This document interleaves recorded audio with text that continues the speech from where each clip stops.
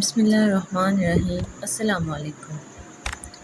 میں نے ایک ایسے گھرانے میں آنکھ کھولی جو گھر کم اور جیل خانہ زیادہ تھا۔ بچپن سے جوانی تک ماں باپ کا پیار نہیں پایا۔ ماں کی گالی گلوچ ڈانٹ سن کر بڑی ہوئی، اور جس انداز و الفاظ میں مجھے تنبیہ کرتی یا ڈانٹتی تھی وہ ناقابل تحریر ہے۔ جب انسان کو گھر میں محبت نہ ملے تو وہ محبت باہر تلاش کرتا ہے۔ گھر والوں کا یہ حال تھا کہ دوسروں کے سامنے میٹھا میٹھا بولتے مگر اندر سے سارے جہاں کی کرواہٹ اپنے لہجے میں بڑھ لیتے تھے۔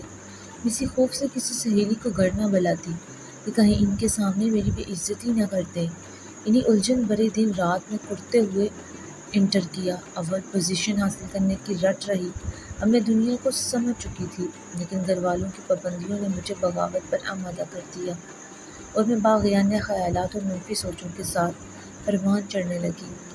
ہم 5 بھائی اور 4 بہنیں تھیں۔ میں 2 بھائیوں سے چھوٹی تھی، باقی سب مجھ سے چھوٹے تھے۔ اپنے باپ پر جان نشھاور کرتی تھی، بلکہ جتنی خدمت باپ کی کرتی تھی اتنی ہی ماں کی بھی کرتی تھی، مگر ماں مجھے گالیاں دیتے ہوئے اکثر بس زبانی پر اتر آتی۔ اسی لیے میں ان سے دور دور رہتی تھی۔ جس چیز نے مجھے اپنے ماحول سے زیادہ متفرق کیا وہ یہ تھی کہ کوئی مجھے کچھ نہیں سمجھتا تھا، کسی نے میری قدر نہ جانی۔ پہلے میں والد کے قدم چھوتی تھی، مگر پھر مجھ پر آشکار ہوا کہ وہ بھی میری ماں سے کم نہیں۔ بات بات پر مجھے مارنا، ذلیل کرنا انہیں بہت پسند تھا۔ خدا جانے کیوں میرے ماں باپ دوسری بہنوں کو مجھ پر فوقیت دیتے تھے۔ اس لیے میں احساس کمتری کا شکار ہو گئی، بلکہ خود سری اور ضدی بھی ہو گئی۔ گھر والوں کی بے حسی نے مجھے اور بھی حساس بنا دیا۔ اب تو مجھے دنیا سے ہی نفرت ہونے لگی۔ ماں جانتی تھی کہ میرے ابو کتنے سخت ہیں، اس کے باوجود میری شکایتیں بڑھا چڑھا کر ان سے بیان کرتی۔ پھر مجھے مار کھانی پڑتی۔ یہاں سے چلی جا اور کہیں منہ کالا کر کے آ، یہ جملہ میرے دل و دماغ پر نقش ہو گیا۔ میرے اندر جیسے ایک بم پھٹا، یوں لگا جیسے میں آج کسی دلدل میں جا گری ہوں۔ کاش مائیں غصے میں بیٹیوں سے ایسے الفاظ کبھی نہ کہیں۔ بات اتنی بڑی بھی نہ تھی، مگر جانے کیوں ماں مجھے ایسی غلط باتیں کہنے لگتی تھی۔ میں گھر کا کام خوب کرتی تھی، پڑھائی پر کم توجہ دیتی تھی تاکہ ماں کی زبان بند رہے، مگر سارا دن کام کر کے تھک جاتی، تب بھی کوئی پیار کے 2 بول کہنے والا نہ تھا۔ اگر کبھی میری بہن جلدی کھانا ختم کر لیتی تو ماں فوراً مجھے کہتی، بیٹو کم کھایا کرو۔ ہر روز کھانے کے وقت یہی جملہ سن کر مجھے کھانا بھی زہر لگنے لگتا، بلکہ میری تو بھوک ہی ختم ہو گئی تھی۔ اب جب مجھے موقع ملتا تو میں کھانا چھپا کر رکھتی تھی اور پھر الگ کمرے میں جا کر چھپ کر کھاتی۔ یوں میں نے کھانا پینا کم کر دیا، خاص طور پر گھر والوں کے سامنے کوئی چیز نہیں کھاتی تھی۔ غیروں کے دیے ہوئے زخم بڑھ جاتے ہیں، مگر اپنوں کے دیے ہوئے زخم نہیں بڑھتے۔ ماں باپ اور بہن بھائی بھی دشمن لگنے لگے تھے۔ ان کی بے رخی نے مجھے احساس بلکہ ذہنی مریض بنا دیا تھا۔ آہستہ آہستہ میرے اندر کے کڑھن نے گستاخی کا روپ دھارنا شروع کر دیا۔ جب امی بلا وجہ مجھ سے الجھتی جھگڑتی تو میں بھی بڑھ کر جواب دیتی اور سچائی سامنے لانے کی کوشش کرتی۔ یوں امی اور زیادہ تک جاتی اور مجھے خود سے بے حیا، بے غیرت، بدتمیز، بددماغ جیسے القابات سے نوازتی۔ کبھی میرے لیے بد دعائیں کرتی، خدا کرے لولی لنگڑی ہو جا۔ کبھی کہتی پڑھ لکھ کر دماغ خراب ہو گیا ہے، اب دیکھتی کیسے کالج جاتی ہے۔ میں ہر بات برداشت کر سکتی تھی، مگر پڑھائی کے بارے میں بلا وجہ کی باتیں برداشت نہیں کر سکتی تھی۔ لگتا تھا کہ باپ کے ہوتے ہوئے بھی یتیم ہوں۔ میرے ساتھ ماں اور باپ دونوں کا ہی امتیازی سلوک تھا۔ یہ اس وقت کی میری سوچیں تھیں، آج کی نہیں۔ آج تو یہی سوچتی ہوں، ماں باپ سے بڑھ کر آپ کا ہمدرد کوئی نہیں ہوتا، چاہے وہ کتنا ہی برا بھلا کیوں نہ کہے۔ میں سچ کہتی ہوں، ورنہ 16 برس کی عمر بڑی خطرناک ہوتی ہے۔ اس عمر میں بہت سوچ سمجھ کر اپنی بچیوں سے برتاؤ کرنا چاہیے۔ اکثر چھوٹی بہنوں کے لیے نئے کپڑے بن جاتے، میرے نہیں بنتے۔ میں کچھ کہتی تو یہ کہہ کر چپ کروا دیا جاتا کہ وہ چھوٹی ہیں۔ میں ضد کرتی تو امی ابو کو میرے خلاف بھڑکا دیتی، پھر وہ مجھ پر ہاتھ اٹھا دیتے۔ یوں نہ مجھے ماں کی توجہ ملی نہ باپ کی۔ تبھی آہستہ آہستہ مجھے اپنے ماں باپ سے نفرت ہونے لگی۔ یہ ہے وہ پس منظر جس کی وجہ سے میں سمجھتی ہوں میں برباد ہوں۔ شاید آج ہم جیسے ناآسودہ گھروں میں لڑکیوں کے ساتھ ایسا ہی رویہ رکھا جاتا ہوگا، لیکن میری ناسمجھی نے مجھے وہ دن دکھائے جو خدا کسی دشمن کو بھی نہ دکھائے۔ جو دکھ میں نے بیاں کیے وہ ایسے نہ تھے کہ میں برداشت نہ کر سکتی اور گھر سے قدم نکال دی۔ میں نے قدم باہر نکالا اور میرا دامن عصمت تار تار ہوا، میں ذلیل و رسوا ہوئی۔ اور آج اس معاشرے میں کوئی پناہ گاہ نہیں جہاں مجھ جیسی لڑکیوں کو کوئی پناہ مل سکے۔ میں نے BA پاس کر لیا تھا۔ میری ہم جماعت لڑکیاں یونیورسٹی میں داخلہ لے رہی تھیں اور میرے گھر کی فضا ویسے ہی گٹھی کی گٹھی تھی۔ میں نے ضد کی کہ یونیورسٹی میں داخلہ لوں گی تو اماں نے ابا سے کہا، لڑکوں سے ملاقات کا اور کوئی رستہ نہیں ملا، اب یونیورسٹی میں داخلہ لے گی اور وہاں بن سنور کر جائے گی۔ ابا نے بالوں سے پکڑ کر مجھے زمین پر گرا دیا اور میرے نازک بدن پر جوتوں کی بارش کر دی۔ یہ منظر دیکھ کر میری ماں نے مجھے چھڑانے کی بجائے اطمینان کا سانس لیا۔ اب مجھے تعلیم سے بھی نفرت ہو گئی اور میں نے اعلیٰ تعلیم حاصل کرنے کا خیال دل سے نکال دیا۔ تاہم وہ دن جب میری روح پر تشدد ہوا، میرا دماغ مفلوج ہو گیا تھا، جیسے میرا وجود ہی ختم ہو گیا ہو۔ اس دن میں نے قسم کھائی خودکشی نہیں کروں گی، مگر ان لوگوں کے ساتھ نہیں رہوں گی، میں ان کی عزت کو مٹی میں ملا دوں گی۔ اب میں نفسیاتی مریضہ بن گئی تھی، اپنی چیزیں توڑنے پھوڑنے لگی۔ حالانہ نقصان میرا ہی تھا، مگر اس طرح دل کو جو وقتی سکون ملتا تھا وہ ناقابل بیاں تھا۔ میں نے پہلے سوچا تھا کہ میری شادی ہو جائے گی تو یہ ظلم و ستم ختم ہو جائے گا اور وہ انجانہ گھر میری جنت بن جائے گا، مگر اماں نے ہر کسی سے یہ کہہ کر میرا خواب چکنا چور کر دیا کہ جس گھر میں جائے گی اس کو جہنم بنا دے گی۔ میری زندگی میں اگر کبھی کوئی خوشی آئی تو وہ صرف چند لمحوں کے لیے۔ چاند رات تھی، گھر کے قریب ہی مارکیٹ تھی، میں وہاں گئی کیونکہ امی نے کہا تھا کہ چھوٹی بہنوں کو ساتھ لے کر چوڑیاں پہنا لو۔ مارکیٹ کے اوپر کے فلیٹ سے ایک نوجوان نیچے جھانکا، مجھے دیکھتے وہ نیچے آیا اور چوڑیاں دکھانے لگا۔ بہنوں نے پہن لی، ہم گھر کو واپس چل دیے۔ تب اس کی نگاہیں دیر تک ہمارا تعاقب کرتی رہیں۔ اس کے بعد وہ دوسری بار مجھے اپنی سہیلی زاہدہ کے گھر کے آس پاس دکھائی دیا۔ وہ زاہدہ کا کزن تھا، نام تھا ریحان۔ اب جب بھی میں کپڑے ڈالنے چھت پر جاتی وہ زاہدہ کے گھر کی چھت پر موجود ہوتا، جیسے میرا ہی انتظار کرتا ہو۔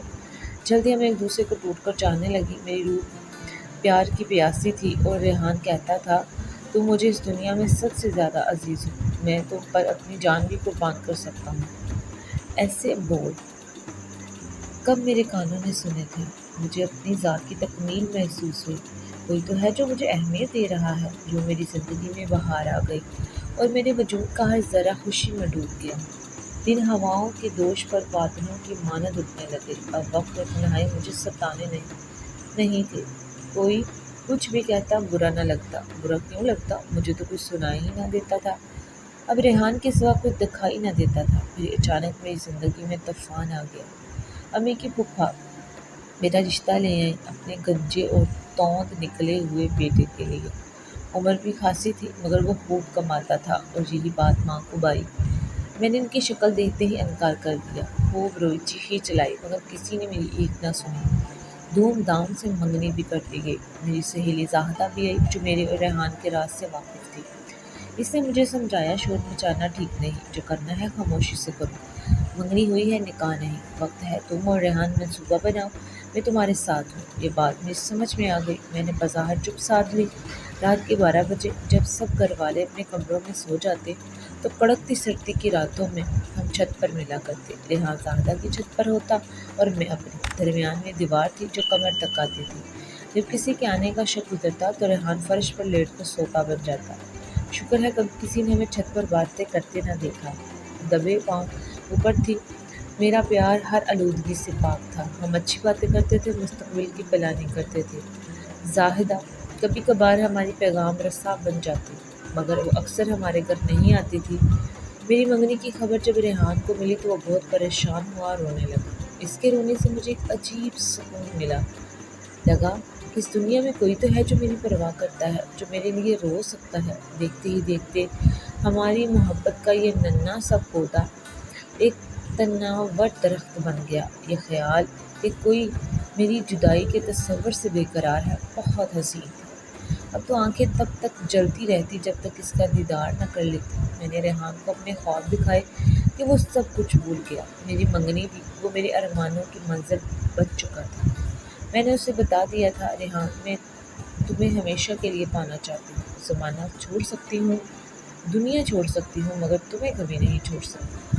جب میری شادی کی تاریخ رکھی گئی تو میں نے اسے آگاہ کر دیا کہ چند دن باقی رہ گئے ہیں۔ اگر ہم نے اب کوئی قدم نہ اٹھایا تو پھر کبھی نہ مل پائیں گے۔ یوں ہم نے ایک منصوبہ بنایا۔ 4 دن بعد مجھے ریلوے اسٹیشن جا کر کسی بھی زنانہ ڈبے میں سوار ہونا تھا۔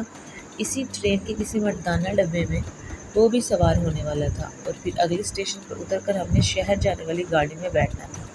ہم ایک ساتھ گھر سے روانہ نہیں ہو سکتے تھے۔ ایک ہی ڈبے میں سوار ہونا بھی کسی خطرے سے خالی نہ تھا، کیونکہ پکڑے جانے کا خطرہ تھا۔ میں نے تھوڑی سی نقدی لی اور کوئی اور سامان ساتھ نہ لیا۔ برقع اوڑھے دھڑکتے دل کے ساتھ ریلوے اسٹیشن پہنچی۔ شکر ہے کسی نے مجھے پہچانا نہیں۔ ویٹر نے میں جا کر دوسرا برقع پہن لیا جو زاہدہ نے دیا تھا۔ اس ڈبے میں سوار ہو گئی جو ویٹنگ روم کے ساتھ تھا۔ میں نے ٹکٹ بھی نہیں لیا، کیونکہ ریحان نے کہا تھا جب ٹکٹ چیکر آئے گا تو اسی وقت ملتان تک کا ٹکٹ بنوا دے گا۔ 3 گھنٹے بعد ٹرین ملتان پہنچ گئی۔ اسٹیشن پر اترتے ہی میں لیڈیز ویٹنگ روم میں چلی گئی۔ ریحان نے مجھے وہیں بیٹھنے کو کہا تھا کہ وہ خود آ کر مجھے دیکھے گا اور پھر ہم لاہور جانے والی ٹرین میں بیٹھیں گے۔ صبح 10 بجے ٹرین میں بیٹھی تھی اور 1 بجے ملتان کے ویٹنگ روم میں آ بیٹھی۔ میری نظریں دروازے پر لگی تھی، سوچ رہی تھی جیسے ہی رش کم ہوگا ریحان آ کر مجھے دیکھ لے گا، مگر ایسا نہ ہوا۔ شام ہو گئی انتظار کرتے کرتے۔ آنکھیں پتھرا گئی، مگر وہ بزدل نہ آیا۔ شاید کسی خوف نے عین وقت اس کے قدم روک دیے۔ رات ہوتے ہی نگران عورت نے مجھ پر سوالات کی بوچھاڑ کر دی۔ میں گھبرا گئی، اور تب ایک پولیس والا آ گیا۔ اس کا نام ارشد تھا، وہ ریلوے پولیس کا انسپکٹر تھا۔ اس نے نرمی سے بات کی، کہا کوئی بات نہیں، لگتا ہے تمہارے ساتھ کسی نے دھوکہ کیا ہے، میں تمہیں تمہارے گھر پہنچا دوں گا۔ ویٹنگ روم میں موجود عورتیں میرے گرد جمع ہو گئی۔ کوئی کہہ رہی تھی یہ تو باغی ہوئی لڑکی ہے، خدا ایسی لڑکیوں کو غارت کرے۔ ان کی جلی کٹی باتیں سن کر میرا دل لرز گیا، میں رونے لگی۔ پولیس والے کے ساتھ چلی گئی کیونکہ اور کوئی چارہ نہ تھا، مگر اس رات اس نے میری عصمت کو پامال کیا۔ صبح مجھے واپس ویٹنگ روم میں چھوڑ گیا اور کہا کہ تمہیں بڑے پولیس والے کے سامنے پیش کر کے دارالعلوم بھیج دیا جائے گا۔ اب تو کچھ بھی باقی نہ تھا۔ میں چپ چاپ ایک طرف لیٹی رہی۔ وہ عورت جو پہلے نگران تھی خاموشی سے مجھے گھورتی رہی۔ دل میں خواہش تھی کہ کاش ریحان آ جائے، مگر وہ نہ آیا۔ شام کو پھر وہی انسپکٹر آیا اور مجھے پھر لے گیا۔ اب تو جیسے میرے آنسو بھی خشک ہو چکے تھے، میں کچھ نہ کہہ سکی۔ تب ایک اور عورت میرے پاس آئی۔ اس نے نرمی سے پوچھا بیٹی کیا بات ہے؟ میں رو پڑی۔ وہ نگران عورت فوراً کہہ دیا یہ لڑکی گھر سے بھاگی ہوئی ہے، پولیس والا روز اسے رات اپنے ساتھ لے جاتا ہے۔ تب وہ عورت بولی وہ ایک صحافی ہے۔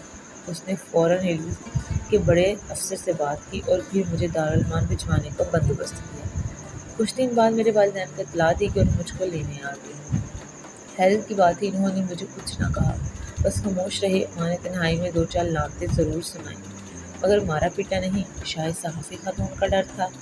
چند ہی دنوں میں میری شادی کر دی۔ میں روتی دھوتی شوہر کے گھر آ گئی۔ شوہر اچھا انسان تھا، انہوں نے کبھی بھی مجھ پر شک نہیں کیا، مجھے سکون و تحفظ دیا۔ وہ آج تک نہیں جانتے کہ میں ریحان کی محبت سے لے کر ارشد کی درندگی تک کتنے کرب سے گزری ہوں۔ آج میں نوعمر لڑکیوں سے یہی کہوں گی اپنی عقل پر بالکل بھروسہ مت کرنا، اور نہ ہی کسی غیر کی چاہت پر اعتبار کرنا۔ ماں کو بھی چاہیے بچوں کے جذبات کو سمجھے، ان کو غیر شائستہ الفاظ میں نہ سمجھائیں، کیونکہ یہ عمر کا وہ دور ہوتا ہے جس میں لڑکیاں غلط قدم اٹھائے تو برباد ہی ہو جاتی ہیں۔